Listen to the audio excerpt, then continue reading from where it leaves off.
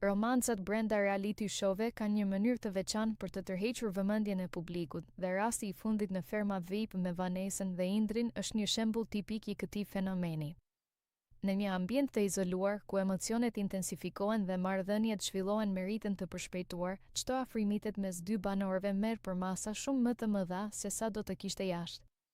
Publiku, i cili është gjithmonë në kërkim të historive njerëzore dhe emocioneve autentike, e ka përqafuar menjëherë këtë lidhje. Pamjet e shpërndara në rrjetet sociale, puthjet, përqafime dhe biseda të ndjera, krijojnë një narrativ romantike që është e lehtë për të ndjekur dhe për të mbështetur.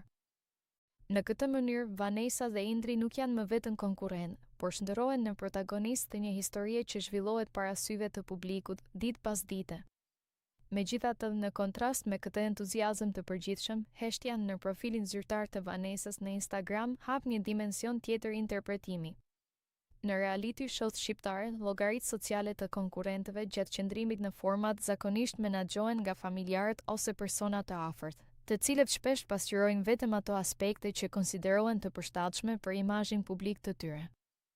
Mungesa e reagimit ndaj një romance kaq të dukshme mund të nënkuptojë disa gjëra: një rezervë nga ana e familjes, një strategji për të mos e identifikuar Vanesën vetëm përmes kësaj lidhjeje, ose thjesht një kujdes për të mos nxituar në përkrahjen e një marrëdhënieje që ende është në zhvillim. Kjo situatë nxjerr në pah një tension interesant mes dy botëve, asaj që publiku sheh dhe përjeton përmes ekranit dhe rrjeteve sociale, dhe asaj që përfaqësohet nga njerëzit më të afërt të konkurrentëve jashtë lojës.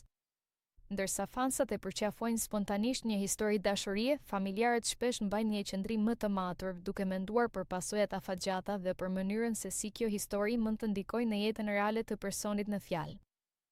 Në fund të fundit, romancat në Ferma VIP janë po aq pjesë e lojës sa edhe strategjitë apo sfidat.